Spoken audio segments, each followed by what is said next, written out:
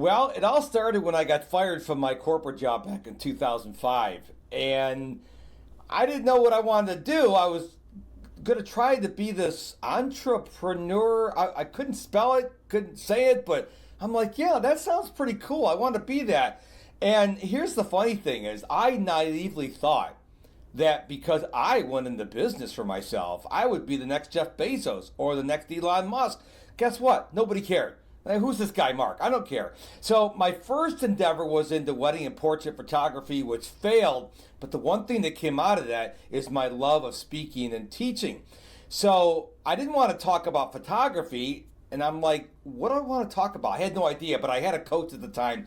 And I had an unusual blue moment. So I identify as Tigger from Winnie the Pooh. And I was having an Eeyore moment, for those of you who can relate. And my coach said to me, he says, well, what's going on? You're not your bouncy self. And I'm like, well, I want to be a speaker, but I don't know what I should speak on. And I'll never forget, he said, well, why don't you talk about productivity?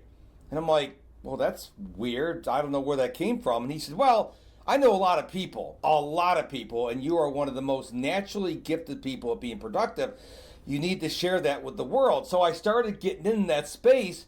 And then a couple years after that, someone on LinkedIn says, hey, you're hashtag Mr. Productivity. And I'm like, wow, that's pretty cool. I didn't know what the etiquette was. I said, could I use that? And they go, sure. So I took that, rebranded my podcast. My podcast used to be called, yes, the Mark Struczewski Podcast. I wonder why no one listened to it. And then I rebranded it to the Mr. Productivity Podcast. My website, everything's branded around that. And now I'm in my element, and I absolutely love doing it. But it took someone else to see I was productive, and it took someone else to give me the Mr. Productivity moniker.